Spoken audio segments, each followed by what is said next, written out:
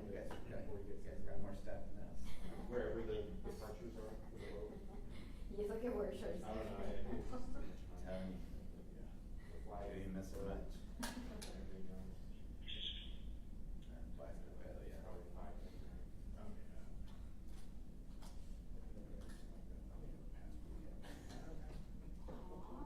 yeah. That's fine.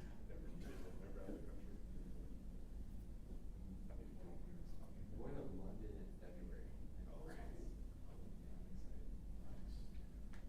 As soon as I got back home, I was like, okay, I gotta like, can't get too comfortable. I gotta figure out the next trip. Yeah.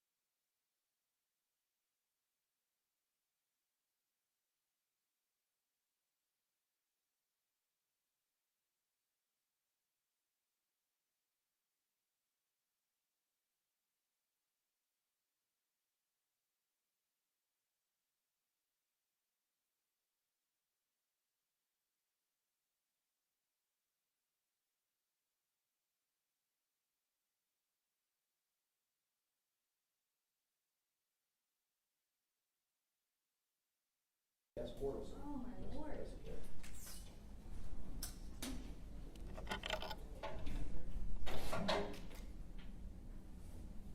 Hey, how are you? Good to see you too.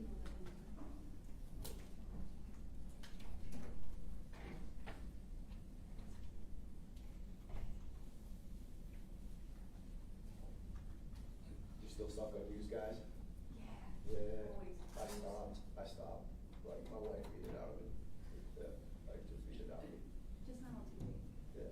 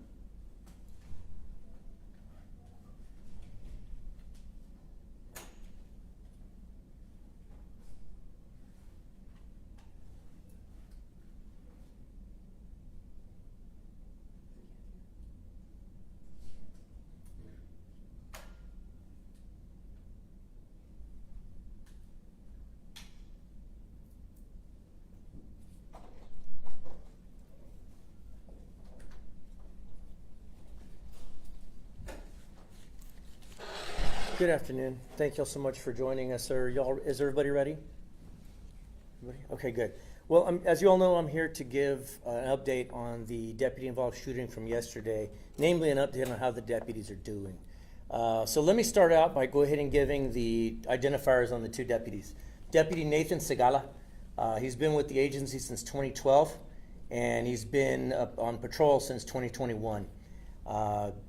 He was actually, and I'll give you more details later, but Deputy Segala was actually shot through the hand yesterday. He was the primary responding deputy yesterday. Deputy Nicolas Zini, he has been with the department, with the agency since 2023, and he's been on patrol since 2024, so a little over a year and a half that he's been on patrol. Deputy Zini was the one shot in the hip yesterday, and so I'll give you updates on both of them. He was the what we would call a cover deputy, or the secondary deputy arriving on scene. From what we're able to gather at this point, and obviously this information is subject to change, I will go ahead. Let me go ahead and give you the information on the suspect as well. This is going to be our suspect, Jose Arley Fernandez Solano, 38 years of age. My understanding, he's got previous charges for assault, bodily injury, family, and injury to a child. My understanding is that Mr. Fernandez Solano is a Costa Rican national, and of course now obviously is deceased as a result of the shooting yesterday. But I will give you further details on him as well.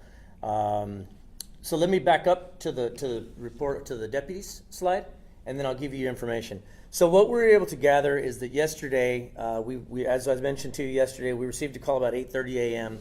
The victim had called BCSO reporting that her ex-boyfriend, the suspect, had entered her home without permission through an open door.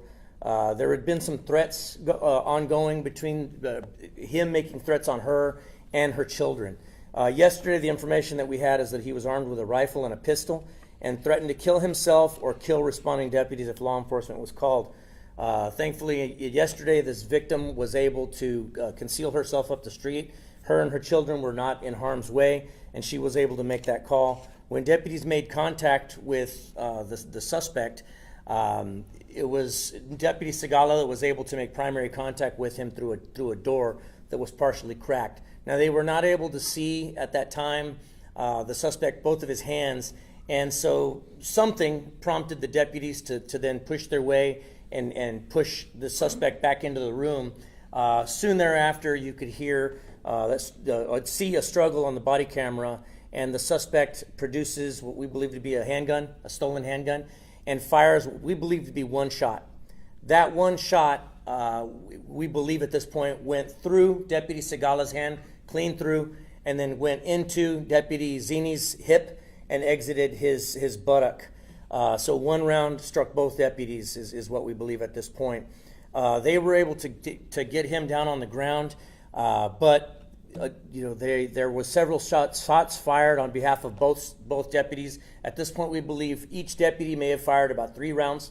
The suspect was shot at least 3 times that we know of, possibly 4, and he was pronounced deceased there on the scene.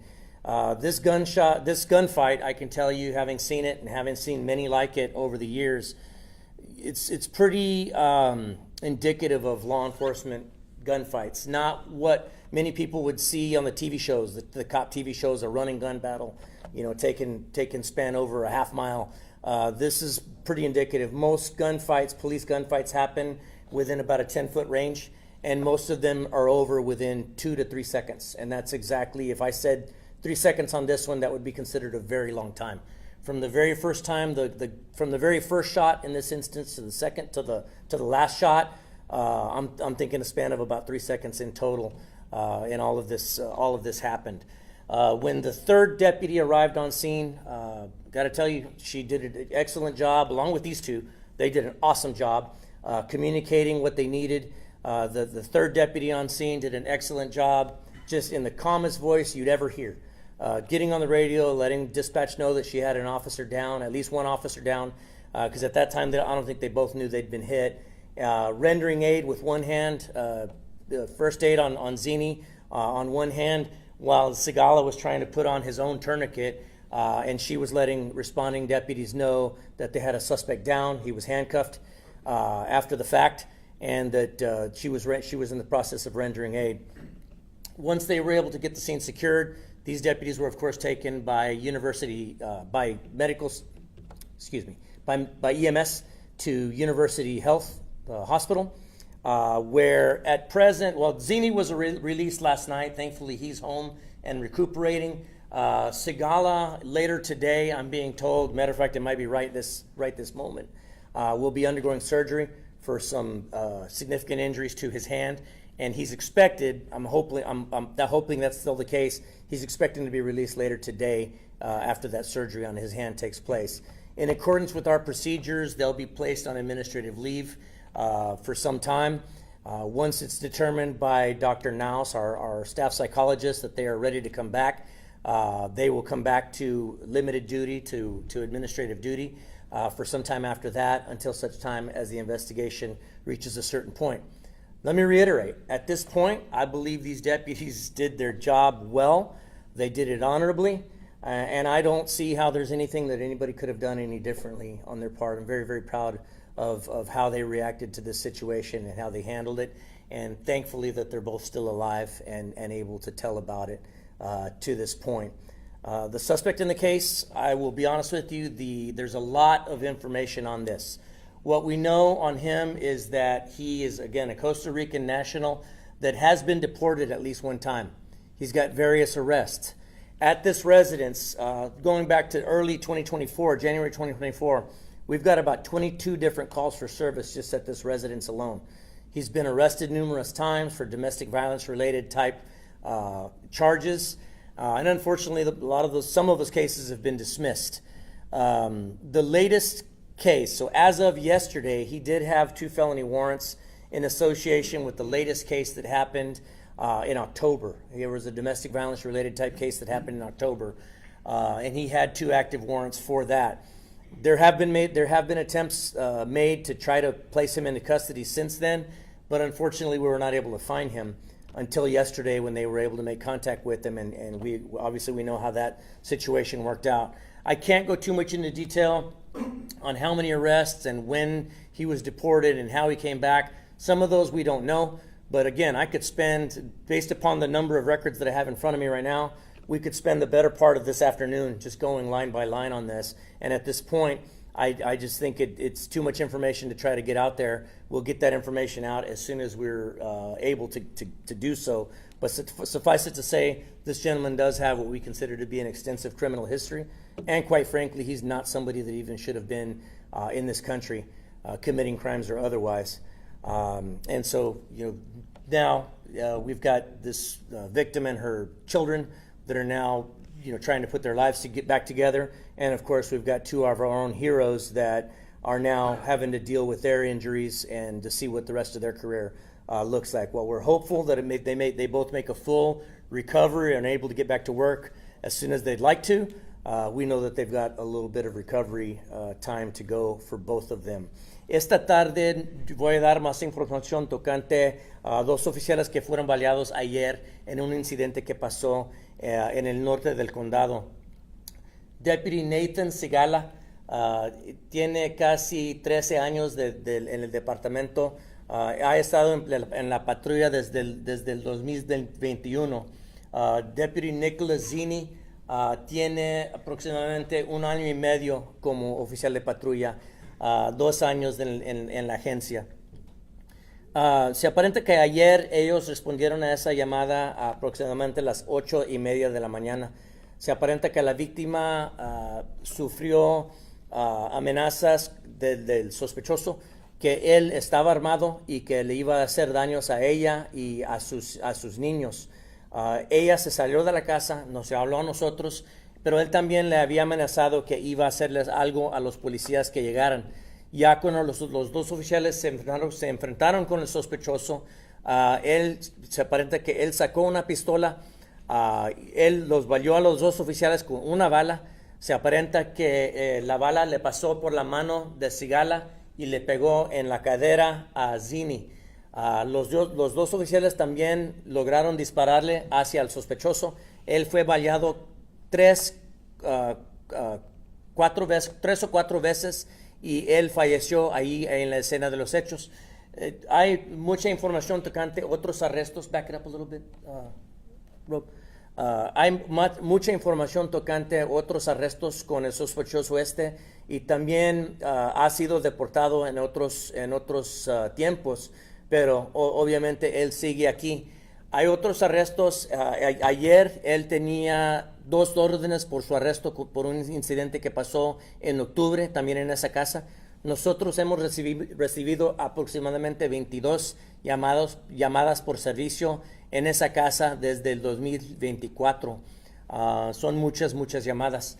Entonces no puedo dar mucho detalle en cuántos arrestos, pero sí sé que son varios y sí sé que en algún tiempo sí lo deportamos el gobierno federal más ellos lo deportaron de los Estados Unidos, pero él de alguna manera regresó.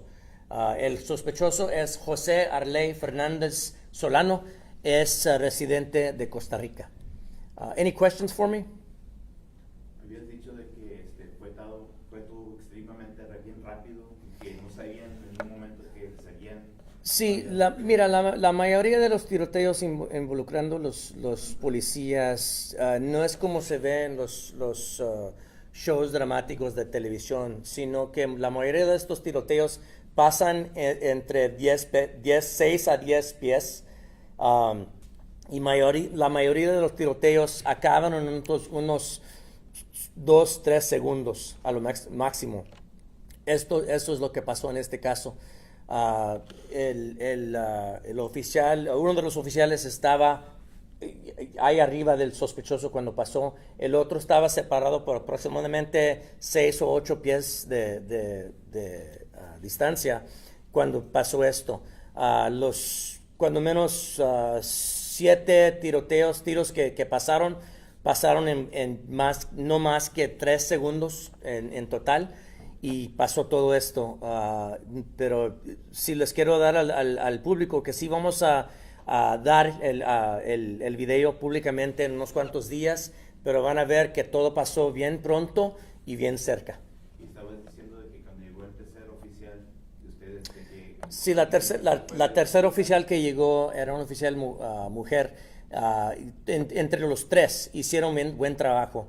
Los 2 oficiales, obviamente por la adrenalina, ellos ni sabían, se parece que ni sabían que fueron baleados.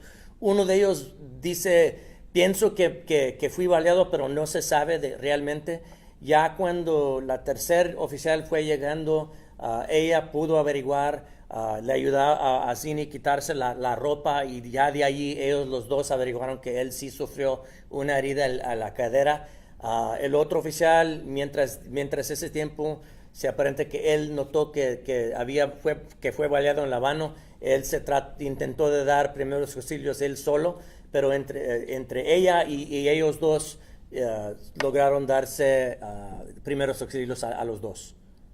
¿El sospechoso les dijo algo a los oficiales de que les iba a disparar o porque No, cuando el primer oficial llegó a hablar con él, estaban hablando en español y nomás estaban hablando de la señora, dónde estaba la señora.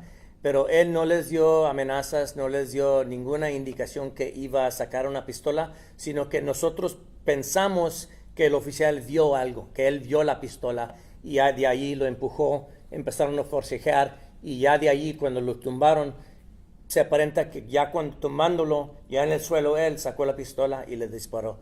Y obviamente los oficiales estaban uno enfrente del otro y la bala pasó por uno y le entró al otro. Any other questions? Habías dicho de que este hombre tenía una historia bien larga Tiene historia bien larga y él tiene historia de detenciones y deportaciones también. Por eso es importante poder decir que, mira, este asunto de la frontera es algo que todavía ya tenemos cuántos presidentes que han hecho promesas de enderezar el asunto de la frontera y todavía no se arregla.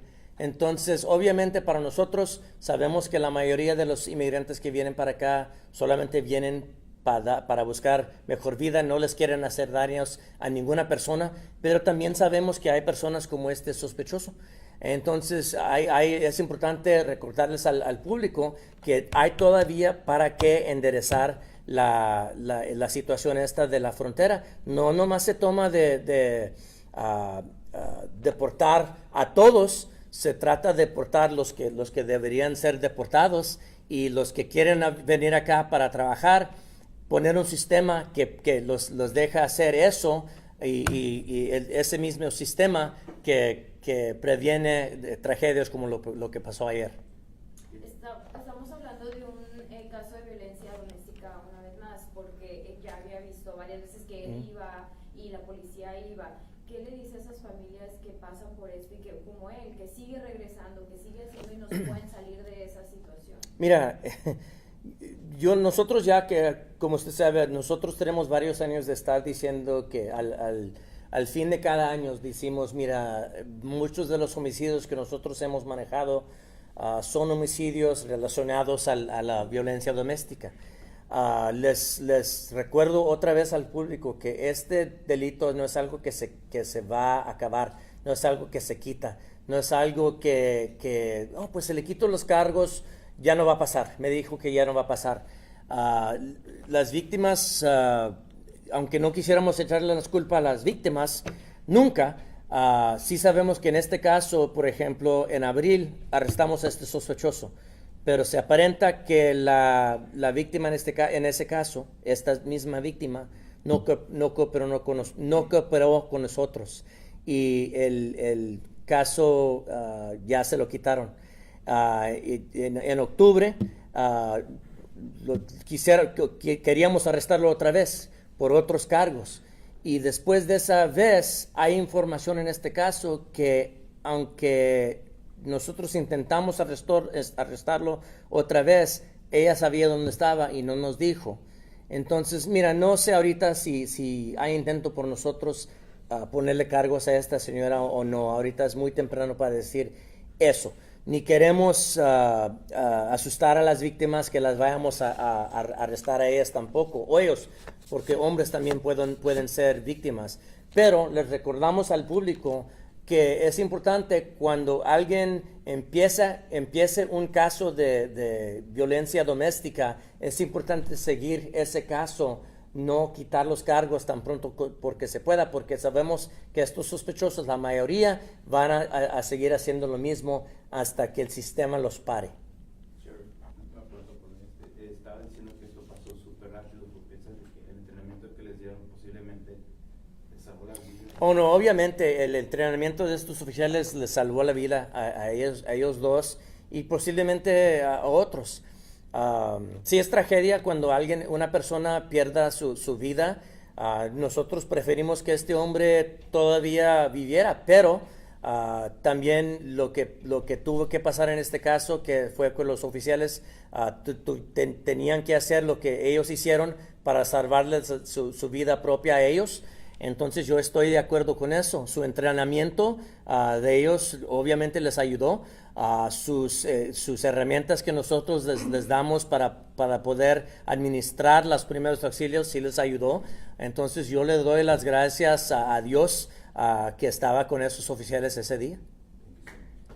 Any other questions? Yes, can you tell, how old were the children that were they inside or outside the house when all this was happening? They were both under 10. I can tell you they're both under 10. They were outside the house when all of this happened. My understanding is that the mom, at some point, I think she got them out of the way before she even called 911. I believe she called us from up the street from a car. So I'm thankful that she was able to get them out of harm's way. Because, I mean, obviously this could have been played out totally different scenario had she not done a great job of getting those kiddos out of the house before we got there.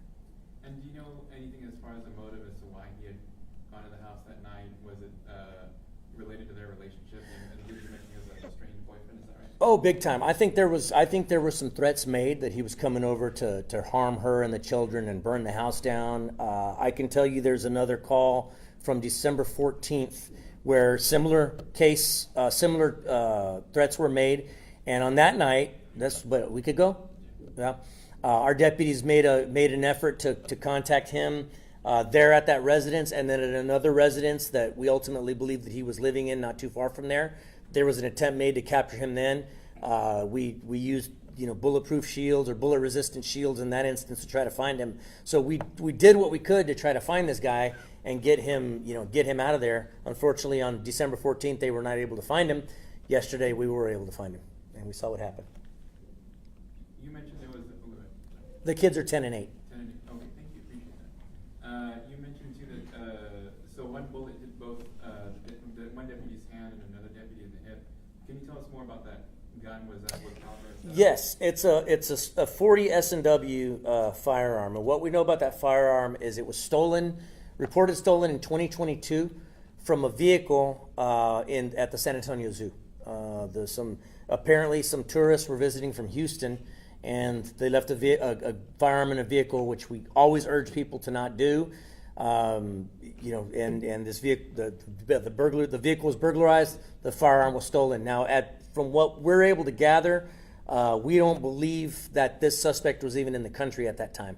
So how he came to be in possession of this weapon that was stolen in 2022, we don't know. We may never know. But again, we use this as an opportunity to remind the public that, look, don't leave your guns in cars because they could be used in some sort of unspeakable tragedy, like what happened yesterday. We had 2 first responders shot and almost killed. ¿En la casa encontraron más armas de fuego, drogas o armas? Había otra arma en el carro, un carro de él, pero esa no era robada, era un rifle. And how long were you looking for him? Should you mention that? Well, on this latest go-round, we were looking for him since October. In October was when the last incident happened with them that prompted family violence-related charges, and we've made attempts to look for him. As I mentioned last week, there was a very similar to what happened yesterday, happened about a week ago. We were not able to find him then. So we've been looking for him since then. But again, there's indicators here that she may have known where he was and that he had those warrants active. So again, I am not saying that we're filing charges on her at this point, but also let's put responsibilities where they belong. If somebody knows where a wanted fugitive is, it's incumbent upon them to let us know. Or it is possible that charges may be faced at some point by someone harboring a dangerous criminal. Thank you all so much.